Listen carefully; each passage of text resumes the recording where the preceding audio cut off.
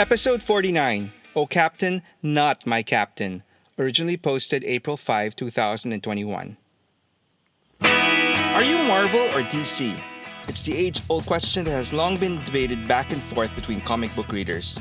For over 80 years, both DC and Marvel have introduced iconic superheroes to the world and are deserving of their places in the pop cultural landscape. While there are a lot of overlapping ideas and concepts that exist in both comic universes, I do think that there are some elements that DC does better than Marvel and vice versa. While I grew up on Super Friends and Superpowers cartoons, as an adult I gravitated more to the Marvel universe, long before the whole MCU was a thing. Still, despite my general preference for all things Marvel, I have to concede that DC has something that Marvel cannot match, and that is their iconic superheroine, Wonder Woman. Don't get me wrong, there are a lot of really great and powerful female characters in Marvel, but most of them are identified more as members of Marvel's premier teams. The X-Men have Jean Grey and Storm, the Avengers feature the Black Widow and Scarlet Witch, and nothing against any of these women, but in terms of iconic recognition, I wouldn't put them on the same level as Marvel's premier heroes like Spider-Man, Captain America, Iron Man, or Thor. On the other side though, Wonder Woman stands as part of DC's Big Three, alongside Superman and Batman.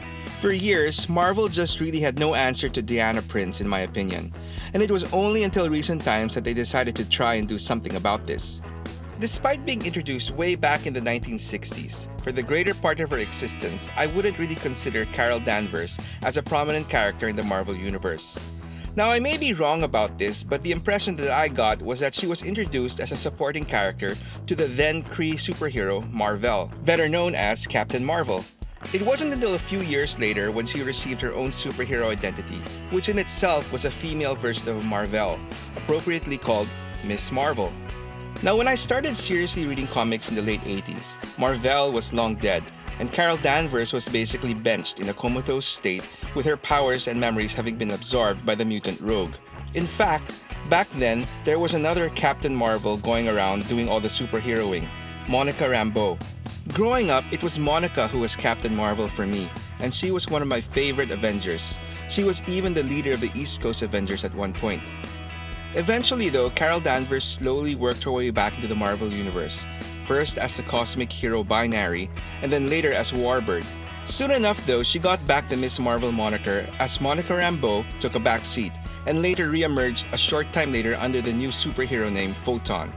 By this time, Carol Danvers had her full memories and powers back, and had become a consistent member of the Avengers. She also sported a sleek black costume that further distanced herself from the original Captain Marvel design. Although a lot of people would consider this look rather sexist and dated, this is my favorite look for Carol as it was unique to her and her alone. By 2012, there was a more conscious push to bring Carol into a more prominent role in Marvel as their answer to Wonder Woman. They ditched her black costume and gave her a more conservative look, which, while still kinda looking unique, called back to the original Captain Marvel colors. Now, while I get their intentions, at this point, I really felt that Marvel was trying a little too hard at making her bigger than she needed to be. And while I was initially a fan, she started turning into a more unlikable character. In my opinion, of course. This was even more apparent when she finally made her live-action debut with her own solo movie in 2019. The movie itself wasn't terrible, but I wouldn't rank it as one of the best from the MCU. My main problem with the movie was that it felt more set on pushing forward a misguided, anti-masculine agenda rather than tell a good story. But that wasn't the only problem I had with the movie. They also set out to make Captain Marvel into the most powerful hero in the Marvel Universe. I'm sorry, but there's nothing really compelling or interesting about an overpowered superhero who can single-handedly blow up armadas of alien invaders. This, in my opinion, also kinda cheapened all the more established heroes such as Thor, Hulk, and Iron Man. It just didn't seem very organic and more force-fed. And it didn't help that she was played by the actress Brie Larson. Putting all her social politics aside, I just wasn't a fan of her portrayal of Carol Danvers, which in my opinion was just bland, boring, and angry.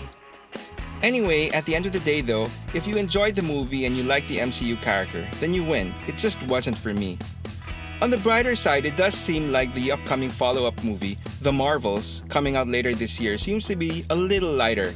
If anything, at least it won't center around Brie Larson's Captain Marvel, as she will share the spotlight with the teenage Miss Marvel, Kamala Khan, and Monica Rambeau's Photon. Ultimately, I know that there are a general lack of classic Avengers women. which is why I do think that Carol Danvers is important, and she should be part of every Avengers display in my opinion. For the longest time, I had the more modern Captain Marvel version in my lineup. Although I preferred her previous Black Miss Marvel look, I had missed my chance of getting her when she was originally released as part of a 3-pack with a less desirable version of Captain America and the Radioactive Man.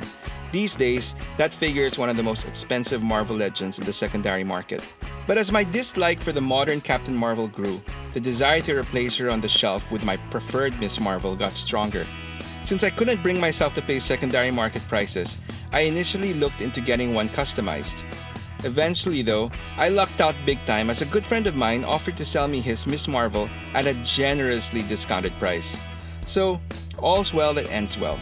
Anyway, like I said, I do believe that we need strong female characters in comics, and I thought that the original Carol Danvers fit the role perfectly. Admittedly, it's been years since I've read a Captain Marvel comic book, but I am aware of the broad strokes that Marvel has done with the character, and I'm not a fan. I think the main problem was that while they initially set out to make her into their answer to Wonder Woman, they got carried away and are now pushing her to be their equivalent of Batman and Superman combined as well. All this at the expense of all the more deserving and established characters.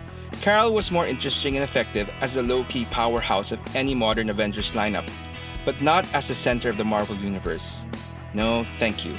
If I come off as just being some grumpy old school fan or a woman hater, then so be it. I just hope that when the X-Men finally make their inevitable debut in the MCU, they'll stick to the script and have Rogue do what she does best and take down this overpowered version of Captain Marvel, so that we can have a more compelling and interesting story with a more vulnerable hero that we can better appreciate. So does anyone think I'm completely off base with my take on Captain Marvel? Or are there any other Marvel female characters who are more deserving of a spotlight? Let me know in the comments below and tell me their stories. Thanks for watching Stories from the Toy Shelf Redux. If you enjoyed this story, please click on the like button and subscribe to the channel to help me tell more. Until the next one.